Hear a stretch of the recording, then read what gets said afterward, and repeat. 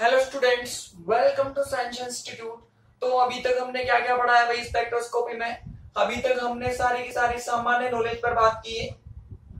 अभी एक दो लेक्चर और सामान्य नॉलेज पर चलेंगे, जनरल नॉलेज पर चलेंगे। उसके बाद फिर हमारा बड़ा टॉपिक स्टार्ट होगा, जैसा कि मैंने आप लोगों को बताया था। सबसे पहले पढ़ेंगे हम रोटेशनल स्पेक्ट्रोस्कोपी। तो अभी तक क्या क्या पढ़ा मैं आप लोगों को एक बार रिवाइज करवा देता हूँ। देखो, सबसे पहले हमने ईएम वेव पढ़ी थी कि ईएम वेव क्या होती है, कितने तरह के रीजन होते हैं, कौन कौन से रीजन से रिलेटेड कौन कौन सी स्पेक्ट्रोस्कोपी होती है। उसके बाद फिर हमने स्पेक्ट्रम पढ़े, कितने टाइप के स्पेक्ट्रम होते हैं, continuous spectrum, discontinuous spectrum, line spectrum, band spectrum. कब होता है लाइन स्पेक्ट्रम, कब होता है बैंड स्पेक्ट्रम, उत्सर्जन स्पेक्ट्रम क्या होगा, एब्जॉर्प्शन स्पेक्ट्रम क्या होगा, इतना हमने पढ़ा है। कल हमने मोस्ट इंपोर्टेंट चीज की थी बैंड स्पेक्ट्रम के अंदर। बैंड स्पेक्ट्रम को हमने देखा था 3 टाइप का होता है बैंड स्पेक्ट्रम। कौन कौन सा भाई? एक तो होता है इलेक्ट्रॉनिक स्पेक्ट्रम, उसके बाद में रोटेशनल स्पेक्ट्रम, उसके बाद में वाइब्रेशनल स्पेक्ट्रम। इलेक्ट्रॉनिक स्पेक्ट्रम, कंपन स्पेक्ट्रम, घूर्णन स्पेक्ट्रम, जिसके लिए हमने मॉलिक्यूल पर रेडिएशन को इंसिडेंट करवाया था, विकिरणों को आपतित करवाया था। तो मॉलिक्यूल ने विकिरणों का अवशोषण किया और वह निम्न ऊर्जा स्तर से उच्च ऊर्जा स्तर में उत्तेजित हो गया। उत्तेजित होने पर उसके अंदर कौन कौन सा चेंज हुआ, वो चेंज हमने देखा था। तो कल हमने समझा था कि मॉलिक्यूल में 3 तरह के लेवल होते हैं, 3 टाइप ऑफ लेवल्स होते हैं। सबसे पहले इलेक्ट्रॉनिक लेवल, एक होता है वाइब्रेशनल लेवल, एक होता है रोटेशनल लेवल। एक इलेक्ट्रॉनिक लेवल के अंदर बहुत सारे इंफिनिटी वाइब्रेशनल लेवल होते हैं, बहुत सारे कंपन ऊर्जा स्तर होते हैं। और एक कंपन ऊर्जा स्तर के अंदर या एक वाइब्रेशनल लेवल के अंदर बहुत सारे रोटेशनल लेवल्स होते हैं, घूर्णन ऊर्जा स्तर होते हैं। तो एक इलेक्ट्रॉनिक में बहुत सारे वाइब्रेशनल और एक वाइब्रेशन में बहुत सारे रोटेशनल लेवल्स होते हैं। इस तरह से मॉलिक्यूल के अंदर लेवल्स का अरेंजमेंट होता है, जिसमें उसके इलेक्ट्रॉन एक्साइट होते हैं। कभी एक फील्ड में, दूसरे में 2 को पार कर लिया, 3 को पार कर लिया, 4 को पार कर लिया। फिर हम देखते हैं कौन कौन सी चीज में परिवर्तन हुआ है। कल हमने 3 चीज डिफाइन की थी, क्या क्या? एक तो इलेक्ट्रॉनिक क्वांटम नंबर, उसके बाद में वाइब्रेशनल क्वांटम नंबर और एक रोटेशनल क्वांटम नंबर। रोटेशनल को जे से रिप्रेजेंट करते हैं, वाइब्रेशनल को वी से रिप्रेजेंट करते हैं और इलेक्ट्रॉनिक क्वांटम नंबर को ई से रिप्रेजेंट करते हैं। ठीक है। और हमने एक मोस्ट इंपोर्टेंट रिलेशन देखा था कि किसी भी मॉलिक्यूल की जो टोटल एनर्जी होती है वो 3 एनर्जी को टोटल करके आती है। एक तो इलेक्ट्रॉनिक एनर्जी, वाइब्रेशनल एनर्जी और एक रोटेशनल एनर्जी।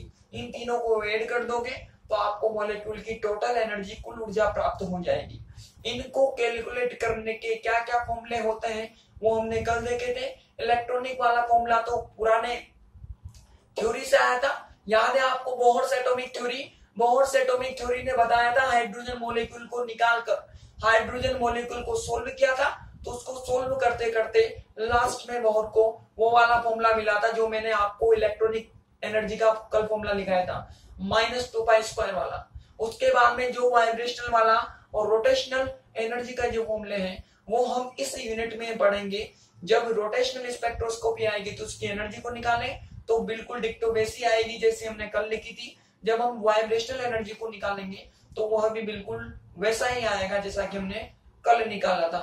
इतना काम हमने किया है। फिर हमने जनरल वैल्यूज भी देखी थी कि किसी भी मॉलिक्यूल का अगर हमें इलेक्ट्रॉनिक एक्साइटेशन करवाना हो, इलेक्ट्रॉनिक उत्तेजन करवाना हो, तो उसके लिए almost 5 to 10 electron volt energy की रिक्वायरमेंट होती है। इतनी ऊर्जा की आवश्यकता होगी। अगर हमें किसी भी मॉलिक्यूल को एक वाइब्रेशनल लेवल से दूसरे वाइब्रेशनल लेवल में एक्साइट करना है, एक कंपन ऊर्जा स्तर से दूसरी कंपन ऊर्जा स्तर में उत्तेजित करना है, तो उसके लिए ऑलमोस्ट 0.1 इलेक्ट्रॉन वोल्ट एनर्जी की रिक्वायरमेंट होती है। इसी प्रकार से किसी भी मॉलिक्यूल को 1 rotational level to another rotational level excite करने के लिए, एक घूर्णन ऊर्जा स्तर से दूसरे घूर्णन ऊर्जा स्तर में उत्तेजित करने के लिए टोटल एनर्जी की रिक्वायरमेंट होती है 0.005 इलेक्ट्रॉन वोल्ट। इतनी ऑलमोस्ट, ये सारी वैल्यू ऑलमोस्ट है भाई, लगभग इतनी एनर्जी की हमें रिक्वायरमेंट होगी। इतना हम अभी तक कर चुके हैं। सारी की सारी जनरल नॉलेज है। सामान्य जानकारी है जो हर तरह की स्पेक्ट्रोस्कोपी को पढ़ने से पहले हमें पता होना चाहिए। इतनी जानकारी हमारे पास होनी चाहिए। आज भी सामान्य नॉलेज ही चलेगी और कल भी सामान्य नॉलेज ही चलेगी। आज हम पढ़ेंगे कि अगर हमें किसी भी पदार्थ का स्पेक्ट्रम लेना हो, किसी भी कंपाउंड का हम स्पेक्ट्रम लेना चाहते हैं तो कैसे ले स्पेक्ट्रम। हवा में रख देंगे तो ले लेंगे क्या स्पेक्ट्रम, तो हमें किस प्रकार से स्पेक्ट्रम लेना पड़ेगा, कोई उपकरण लगेगा क्या, और जो भी उपकरण लगेगा उस उपकरण को क्या कहेंगे। तो आज हमें पढ़ना है फोटो स्पेक्ट्रोमीटर। फोटो स्पेक्ट्रोमीटर होता क्या है, वह उपकरण जिसकी सहायता से किसी भी अननोन कंपाउंड का, अज्ञात पदार्थ का स्पेक्ट्रम लिया जाता है। और मैंने बताया था स्पेक्ट्रम क्यों लिया जाता है, उस कंपाउंड को आइडेंटिफाई करने के लिए, पहचानने के लिए। तो जिस भी यंत्र की सहायता से, उपकरण की सहायता से या एपरेटस की सहायता से पदार्थ का स्पेक्ट्रम लिया जाता है या उसकी स्पेक्ट्रोस्कोपी की जाती है, उस यंत्र को कहा जाता है फोटो स्पेक्ट्रोमीटर।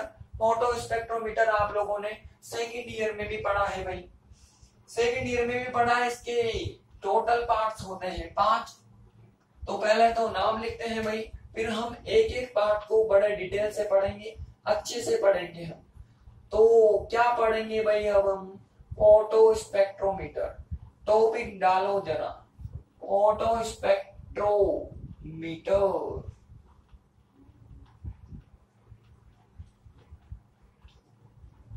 फोटो स्पेक्ट्रोमीटर,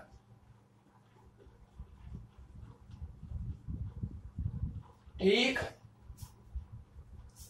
पता लग गई डेफिनेशन होती क्या है। अब देखो इसमें क्या क्या पार्ट होते हैं। एक तो होता है सोर्स।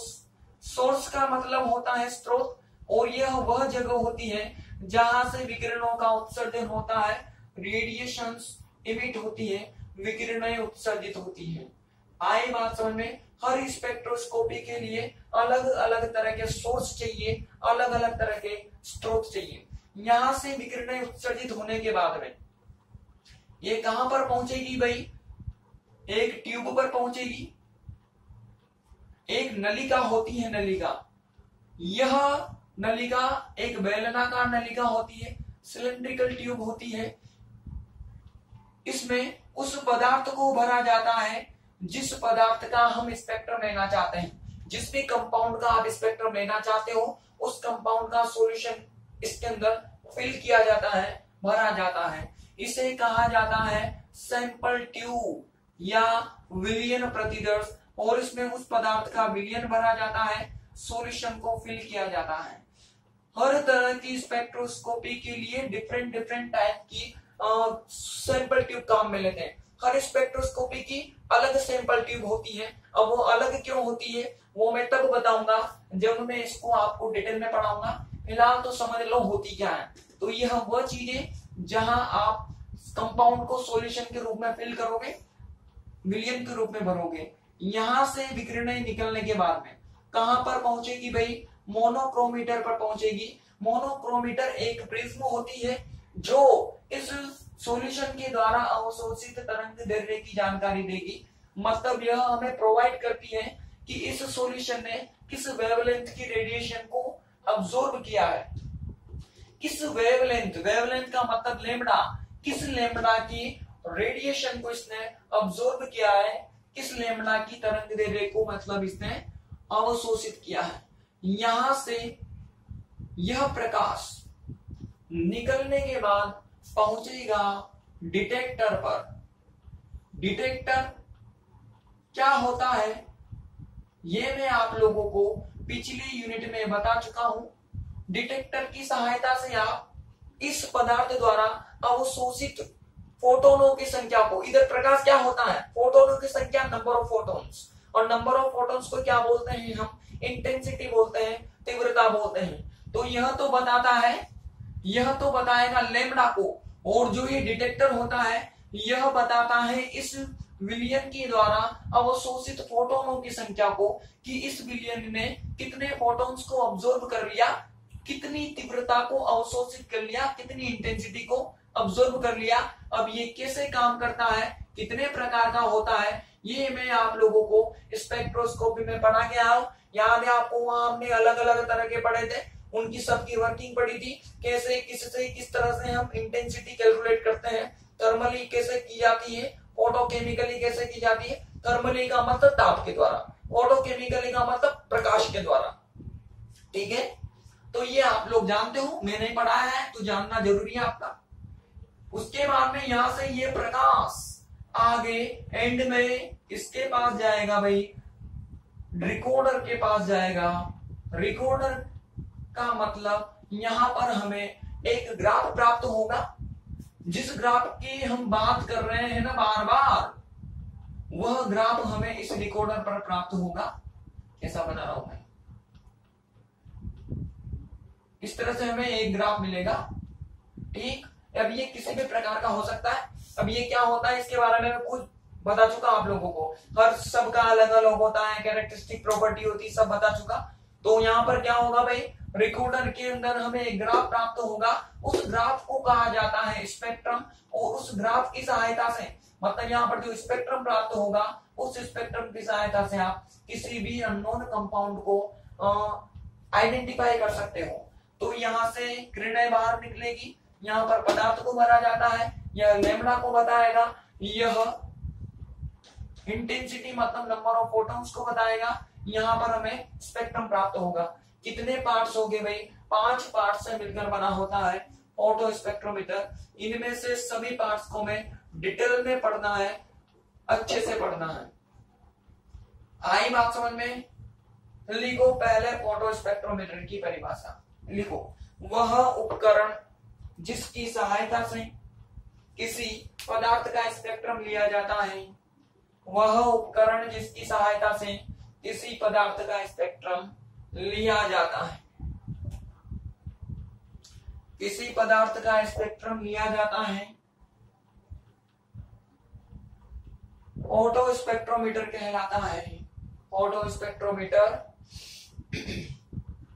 कहलाता है। इसे निम्न प्रकार से प्रदर्शित कर सकते हैं, इसे निम्न प्रकार से प्रदर्शित कर सकते हैं। बना लो डायग्राम फटाफट से, और नंबर 1 डालना भाई सोर्स। आप लोग लिखो the apparatus by which spectrum of any compound is recorded, spectrum of any compound is recorded is called photospectrometer, is called photospectrometer, photospectrometer. It can be shown as following type, it can be shown as following type. फटाफट से diagram बनाइए और number 1 डालिए source. लिखो इसके अंदर source क्या होता है, सुन लो पहले, बाद में लिखना। सोर्स अभी बता दिया है, इससे रेडिएशन सिमिट होगी। अब देखो स्पेक्ट्रोस्कोपी अलग अलग तरह की होती है, डिफरेंट टाइप ऑफ स्पेक्ट्रोस्कोपीज होती है। तो हर स्पेक्ट्रोस्कोपी के लिए डिफरेंट डिफरेंट सोर्स को यूज में लिया जाता है, अलग अलग तरह के स्रोत को हर तरह की स्पेक्ट्रोस्कोपी के लिए अलग अलग तरह से यूज में लिया जाता है। कुछ तो आपको पता भी होंगे, जैसे अगर हमें यूवी चाहिए, यूवी विकिरणों का उत्सर्जन चाहिए, तो उसके लिए यूज में लिया जाता है हाइड्रोजन या ड्यूटीरियम लैंप। हाइड्रोजन या ड्यूटीरियम लैंप को एक काम में लिया जाता है। अगर हमें आईआर विकिरणों का उत्सर्जन करवाना है, तो इसके लिए ग्लोवर या ग्लोवर नस्ट लैंप का उपयोग किया जाता है। ग्लोवर या ग्लोवर नस्ट लैंप, ये आईआर आप लोगों ने सेकंड ईयर में पढ़ी है, तो वहां पे आपने ग्लोवर भी पढ़ा होगा और ग्लोवर नस्ट भी पढ़ा होगा। ठीक है, और अगली जो स्पेक्ट्रोस्कोपी कौन सी आ गई, माइक्रोवेव। अगर हमें माइक्रोवेव को यूज में लेना है, तो उसके लिए हमें टंगस्टन या टंगस्टन हो गया, उधर से मरकरी लैंप हो गया, किसी को भी आप यूज में ले लो। तो हर तरह की स्पेक्ट्रोस्कोपी के लिए अलग तरह का सोर्स काम में लिया जाता है। ठीक है, लिखो भाई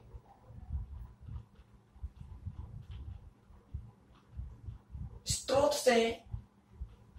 से विकिरणों का उत्सर्जन होता है, स्रोत से विकिरणों का उत्सर्जन होता है।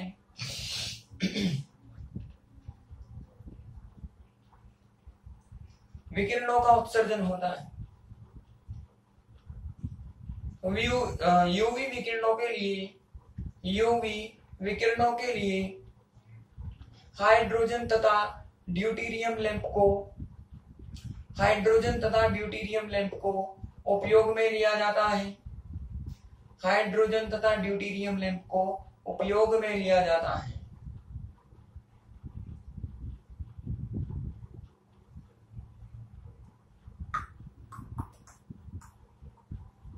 आईआर विकिरणों के लिए ग्लोवर तथा ग्लोवर नस्ट लैंप का उपयोग किया जाता है। ग्लोवर तथा ग्लोवर नस्ट लैंप का उपयोग किया जाता है। ग्लोवर तथा ग्लोवर नस्ट लैंप का उपयोग किया जाता है।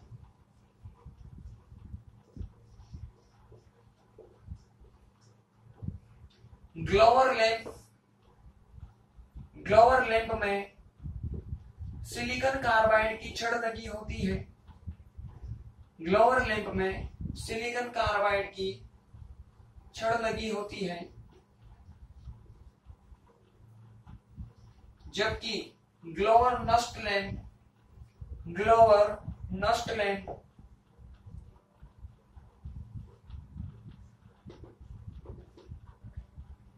लैंथेनाइडों के ऑक्साइडों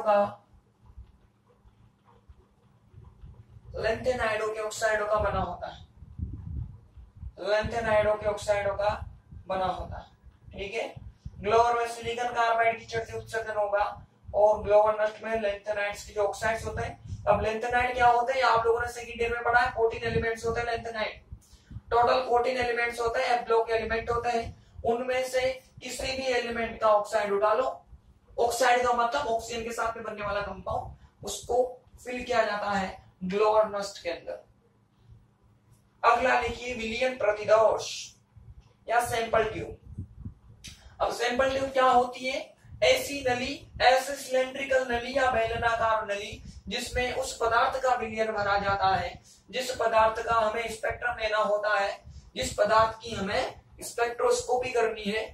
ठीक, अब ये इस तरह से सैंपल ट्यूब उस पदार्थ की बनी होनी चाहिए जो यहां से बाय द वे आपने यूवी विकिरणों को भेजा तो यह इस पदार्थ की बनी होनी चाहिए कि यह यूवी विकिरणों का अवशोषण नहीं करे।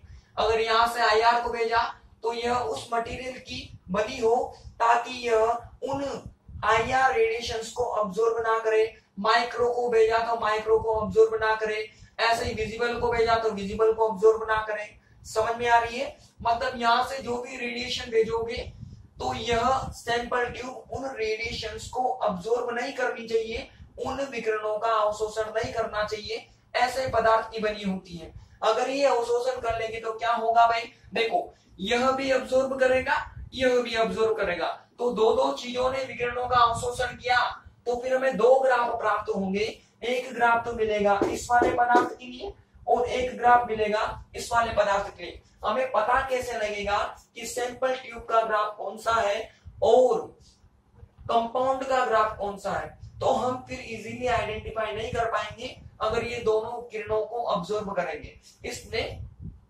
यह ऐसे मटेरियल की बनी हो ताकि यहां से भेजने वाले विकिरणों का यह अवशोषण न कर पाए, उनको अब्सॉर्ब ना कर सके।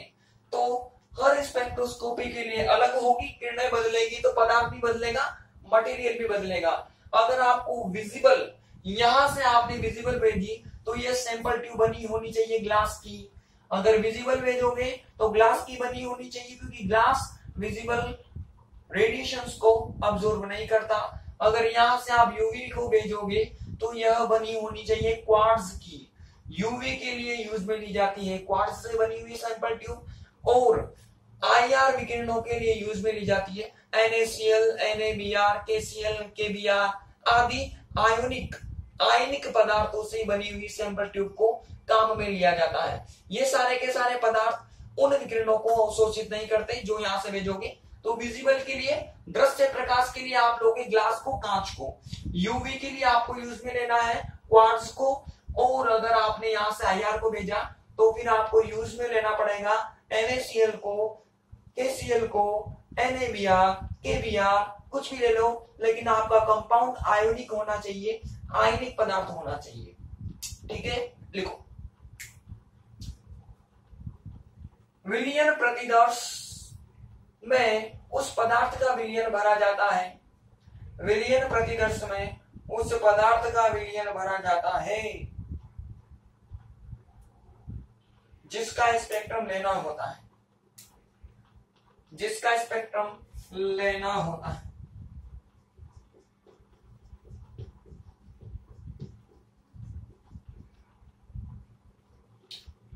विलयन प्रतिदर्श उस पदार्थ की बनी होती है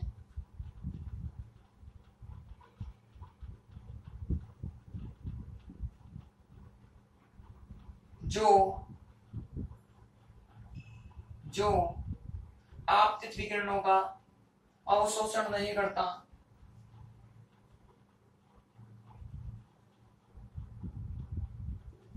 आपतित विकिरणों का अवशोषण नहीं करता।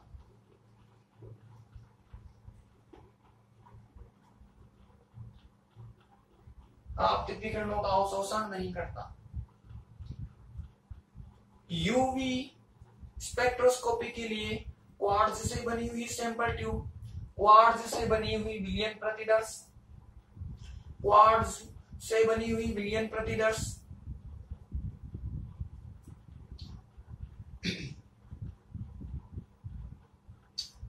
दृश्य प्रकाश के लिए कांच से बनी हुई विलयन प्रतिदर्श, कांच से बनी हुई विलयन प्रतिदर्श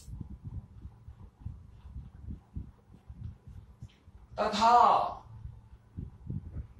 IR स्पेक्ट्रोस्कोपी के लिए NaCl, NaBr, KBr, KCl आदि से बनी हुई विलयन प्रतिदर्श का उपयोग किया जाता है, आदि से बनी हुई विलयन प्रतिदर्श का उपयोग किया जाता है।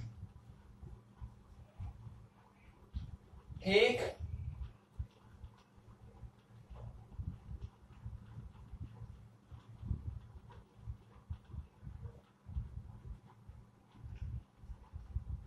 अगला टॉपिक डालो, आप लोग लिखो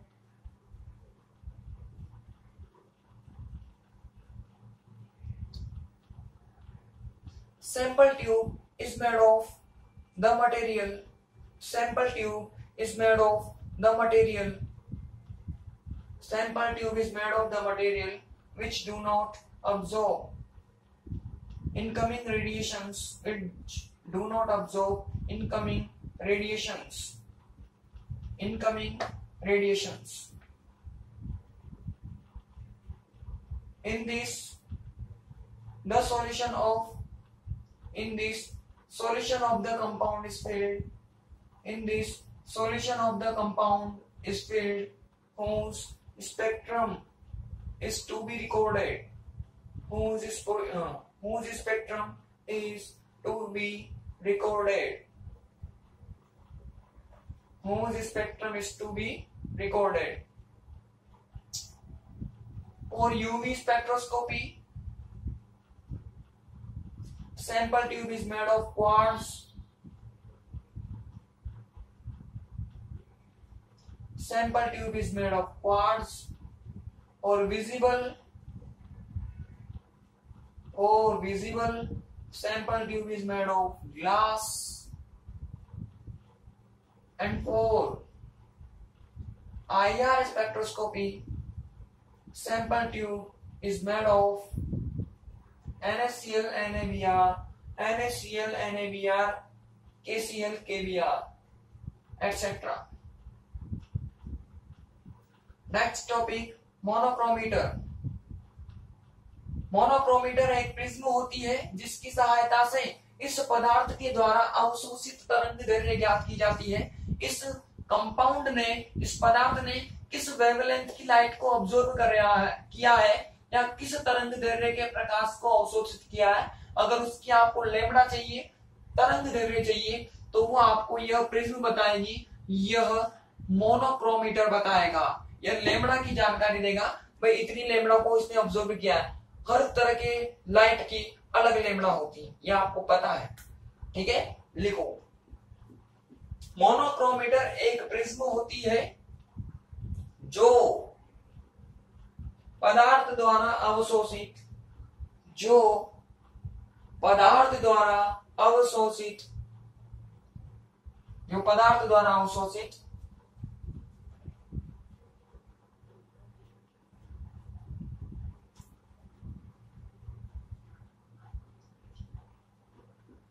तरंगदैर्घ्य की जानकारी प्रदान करती है। पदार्थ द्वारा अवशोषित तरंगदैर्घ्य की जानकारी प्रदान करती है। तरंगदैर्घ्य की जानकारी प्रदान करती है। आप लोग लिखिए, monochromator is a prism. Monochromator is a prism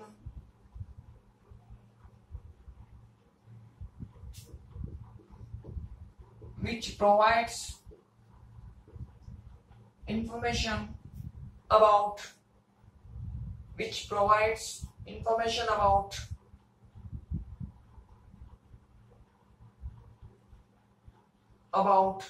absorbed light by compound. Absorbed light by compound. Okay, done. Next topic is detector. Detector इस सॉल्यूशन के द्वारा अब्सॉर्ब किए गए नंबर ऑफ फोटॉन्स को बताता है। मतलब इस सॉल्यूशन ने किस इंटेंसिटी को या किस तीव्रता को अवशोषित किया है, अब्सॉर्ब किया है। तो यह बताएगा नंबर ऑफ फोटॉन्स को। कितने टाइप का होता है? जनरली दो टाइप का होता है, एक तो थर्मली और एक फोटोकेमिकल। मतलब एक तो थर्मल पर काम करने वाला, ताप पर काम करने वाला। याद है आप लोगों को, मैंने अलग अलग तरह के डिटेक्टर पढ़ाए थे। कुछ डिटेक्टर ताप पर काम कर रहे थे, मतलब वो गर्म हो रहे थे, और कुछ डिटेक्टर पर हम रेडिएशन को इंसिडेंट कर रहे थे। याद है, दो तरह के बेसिकली दो तरह के होते हैं। एक तो थर्मल पर काम करने वाले, मतलब ताप पर काम करने वाले। जो ताप पर काम करेंगे वो गर्म होंगे, गर्म होने से इलेक्ट्रॉनों का उत्सर्जन होगा। याद है आप लोगों को। और दूसरे प्रकार के कौन से थे? जिनमें हमने विकिरणों को गिराया था, और विकिरणों को गिराने से सीधे ही इलेक्ट्रॉनों का उत्सर्जन हुआ था। एक तो रेडिएशंस को गिराने से सीधे इलेक्ट्रॉन रिलीज हो गए, मुक्त हो गए, और एक उनको गिराया तो उनकी हीटिंग हुई, गर्म हुए। गर्म जैसे टेम्परेचर से गर्म होते हैं वैसे गर्म हुए, गर्म होने से इलेक्ट्रॉनों का उत्सर्जन हुआ। तो दो तरह के डिटेक्टर होते हैं, थर्मल डिटेक्टर और फोटोकेमिकल डिटेक्टर, जिनको फर्दर डिवाइड किया जाता है, जो हमने पढ़ा था पिछले चैप्टर में ऑटोकेमिस्ट्री के अंदर। थर्मोकपल हो गया, ऑटो इलेक्ट्रिक सेल हो गया, पढ़ा था हमने। वो सब इसी के प्रकार है। लेकिन बेसिकली कितने इफेक्ट पर? दो तरह के इफेक्ट होते हैं, एक तो थर्मल इफेक्ट मतलब गर्म करने वाला इफेक्ट, और एक होता है फोटोकेमिकल इफेक्ट, जिनमें विकिरणों को आपतित किया जाता है, रेडिएशंस को इंसिडेंट करवाया जाता है, जिससे डायरेक्ट इलेक्ट्रॉन्स का उत्सर्जन हो जाता है, इलेक्ट्रॉन्स इवॉल्व हो जाते हैं। और एक दूसरा गर्म करने से इलेक्ट्रॉनों का उत्सर्जन होता है, गर्म करने से इलेक्ट्रॉन रिलीज होते हैं, एमिट होते हैं। ठीक, लिखो। संसूचक, इसको संसूचक भी बोल सकते हैं आप। ये तो इंग्लिश का नाम है डिटेक्टर, तो वैसे संसूचक भी बोलते हैं, हिंदी में संसूचक ही बोलते हैं इसको। लिखो भाई, संसूचक की सहायता से पदार्थ द्वारा अवशोषित फोटोनों की संख्या ज्ञात की जा सकती है। संसूचक के द्वारा पदार्थ द्वारा अवशोषित फोटोनों की संख्या ज्ञात की जाती है। पदार्थ द्वारा अवशोषित फोटोनों की संख्या ज्ञात की जाती है।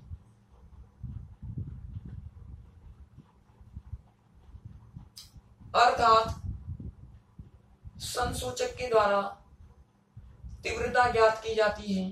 अर्थात संसूचक के द्वारा तीव्रता ज्ञात की जाती है। संसूचक मुख्यतः दो प्रकार के होते हैं। नंबर 1 तापीय संसूचक,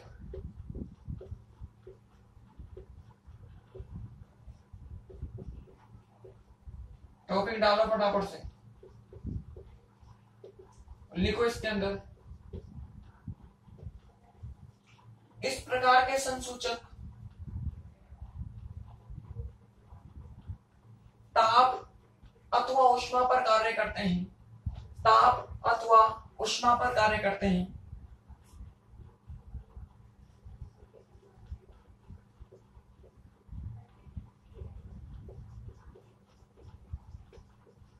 इनमें तीव्रता ताप तथा ऊष्मा की सहायता से ज्ञात की जाती है।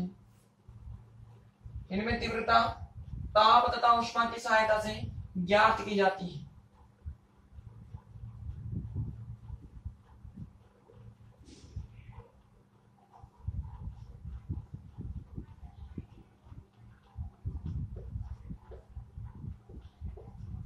ताप तथा ऊष्मा की सहायता से ज्ञात की जाती है। दूसरा लिखो प्रकाशीय संसूचक। प्रकाशीय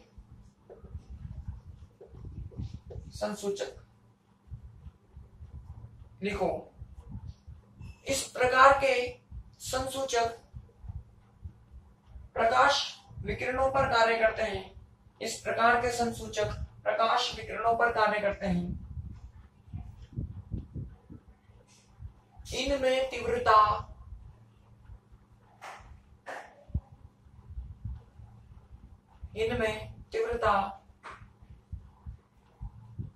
आपतित विकिरणों की सहायता से ज्ञात की जाती है। इनमें तीव्रता आपतित विकिरणों की सहायता से ज्ञात की जाती है। आपतित विकिरणों की सहायता से ज्ञात की जाती है। ठीक है ना। आप लोग लिखो intensity of light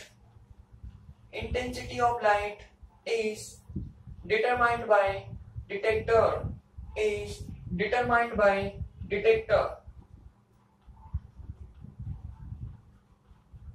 it provides number of photons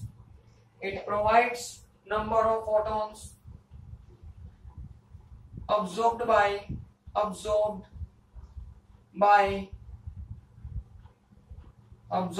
compound. Detectors are basically two types. Thermal detectors. Number 1 लिखिए thermal detectors. लिखिए this type of detector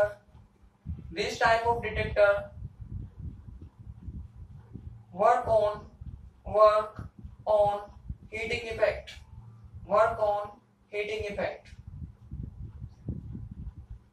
In these intensity is determined by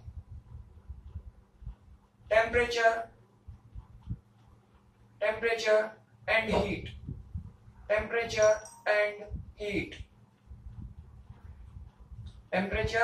heat. Next, photodetector.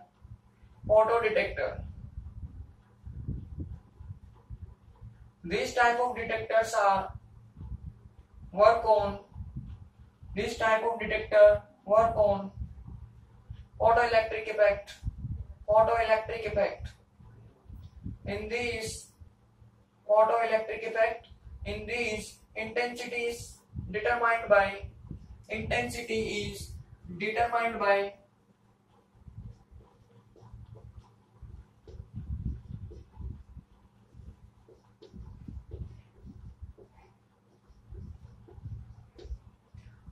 by incoming radiations.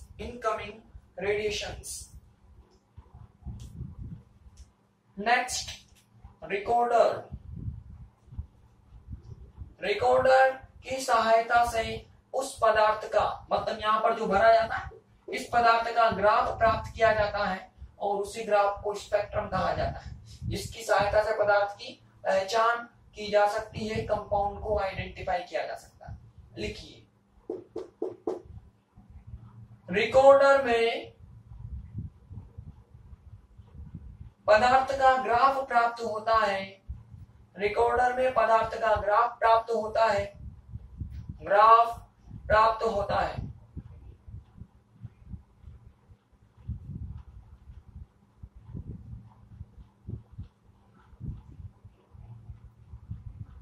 यह graph spectrum कहलाता है, यह graph spectrum कहलाता है।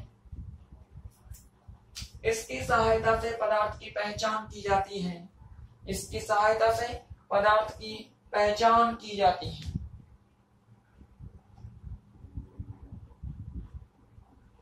आप लोग लिखो by recorder, by recorder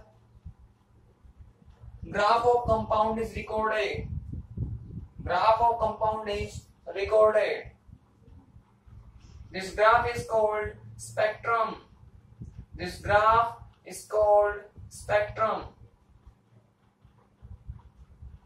By this spectrum compound is identified, by this spectrum compound is identified, identified. ठीक है, तो ये था फोटो स्पेक्ट्रोमीटर, जिसकी सहायता से पदार्थ का स्पेक्ट्रम लिया जाता है। इसके कितने पार्ट होते हैं क्या आप लोगों को अच्छे से पता होना चाहिए।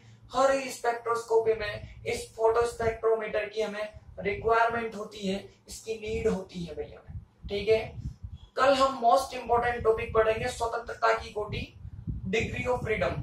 ठीक है, थोड़ी बहुत जानकारी आप लोग इसके बारे में जानते हो सेकेंड ईयर से, बाकी जो नहीं जानते वो मैं आप लोगों को कल समझा दूंगा। और कल हम मोस्ट इंपोर्टेंट पहली स्पेक्ट्रोस्कोपी स्टार्ट करेंगे, रोटेशनल स्पेक्ट्रोस्कोपी, मतलब घूर्णन स्पेक्ट्रोस्कोपी हम शुरू करेंगे। मैंने बताया था 3 स्पेक्ट्रोस्कोपी पढ़नी है हमें, सबसे पहले हम घूर्णन स्पेक्ट्रोस्कोपी पढ़ेंगे, कल स्टार्ट करेंगे भाई। इसमें कोई दिक्कत हो तो मुझे कमेंट करना, कमेंट तो करते ही नहीं हो। हाँ, कमेंट हो गए। इस जगह ये सारे के सारे प्राइवेट वीडियोस हैं और प्राइवेट वीडियो पर कमेंट नहीं कर सकते, लेकिन आप मुझे व्हाट्सएप कर सकते हो, टेलीग्राम कर सकते हो। मैंने आप लोगों को एक क्वेश्चन दिया था पिछली यूनिट के अंदर, किसी ने मुझे आंसर मैसेज दी क्या उसका कि आप लोगों को आया भी है नहीं आया, मुझे तो पता ही नहीं लगता आप लोगों को समझ में भी आता है या नहीं आता। अगर आप लोगों को समझ में आता है, अच्छा लगता है, तो मुझे कम से कम मैसेज करके तो बता सकते हो कि सर हमें ये समझ में नहीं आ रहा, इसमें दिक्कत है, कुछ तो बात कर लिया करो, कुछ तो मैसेज कर दिया करो, ताकि मुझे आप लोगों का पता लगे कि आप लोगों को समझ में आ रहा है नहीं आ रहा। फीडबैक ही नहीं मिलता मुझे तो। अब कमेंट्स तो ऑफ हो गए, तो आप लोगों को मैसेज करना है भाई। मुझे 2-4 दिन में मैसेज कर दिया करो कि सर अच्छा पढ़ा रहे हो, अच्छा नहीं पढ़ा रहे, ये टॉपिक समझ में नहीं आया, ये नहीं आया। उस जो मैंने क्वेश्चन दिया था आप लोगों ने तो उस क्वेश्चन का आंसर भी नहीं किया मुझे, तो आज आप लोग उस क्वेश्चन को करना। आया हो तो मुझे व्हाट्सएप करना, मैसेज करना, कुछ भी कर देना, लेकिन मेरे तक आप लोगों का आंसर पहुंच जाना चाहिए। मैं इतना जानता हूं, बस मुझे पता लगना चाहिए आप लोगों को समझ में भी आ रहा है या नहीं आ रहा। वरना मैं यहाँ आता हूँ, पढ़ा देता हूँ, आप लोग पढ़ देते हो, पता ही नहीं चलता कितना समझ में आ रहा है, कितना समझ में नहीं आ रहा। समझ रहे हो ना मैं क्या कहना चाहता हूँ आप लोगों से। तो क्वेश्चन करना है, वो सबको करना है और मुझे बताना आंसर कितना आया।